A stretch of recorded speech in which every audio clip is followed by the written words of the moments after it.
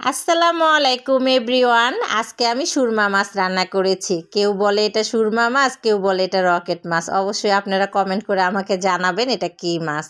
বিশ্বাস করেন গাইস, এত মজা লেগেছে।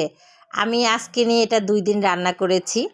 আমার যে গেস্ট, যে মেহমান এসেছে বলতেছে যে আবার ওই মাছটা ভুনা কান্না, অনেক মজা হয়েছিল। তাই আমি ভাবলাম আপনাদের সঙ্গেও শেয়ার করে দেই। কারণ যেহেতু আমরা এত মজার একটা তরকারি খেয়েছি, আপনারা কেন বাদ যাবেন গাইস? আশা করি অবশ্যই আপনারাও খাবেন। এটা সমুদ্রের, এটা সাগরের মাছ। অনেক স্বাদ ছিল। এটা ঠিক একদম মাংসের মতো লেগেছিল। এখানে আমি ময় মশলা সব কিছু দিয়ে একে করে সুন্দর করে কষান করে নিয়েছি।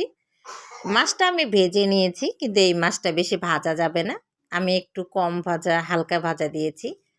এখানে আমার দেখেন গাইস, উফ, তরকারি কালারটা কি সুন্দর লাগতেছে। মানে ঝোলটাই মাছ দেওয়ার আগে মনে হয় খেয়ে ফেলি, এমন মনে হচ্ছে। কিন্তু আপনারা সবাই বলবেন যে আহা, কি চ্যানেলের নিজে রান্না করে নিজেই খেতে চায়। অনেক মজা হয়েছিল, অনেক স্বাদ হয়েছিল। আশা করে আমরা খেয়েছি, আপনারাও খাবেন। মানে আমার মেয়ে খেয়ে বলতেছে, মা বিশ্বাস করো অনেক মজা হয়েছিল। আমার চ্যানেলটা নতুন, অবশ্যই আপনারা আমার পাশে থাকবেন, বেশি করে লাইক, শেয়ার, কমেন্ট করবেন। আল্লাহ হাফেজ।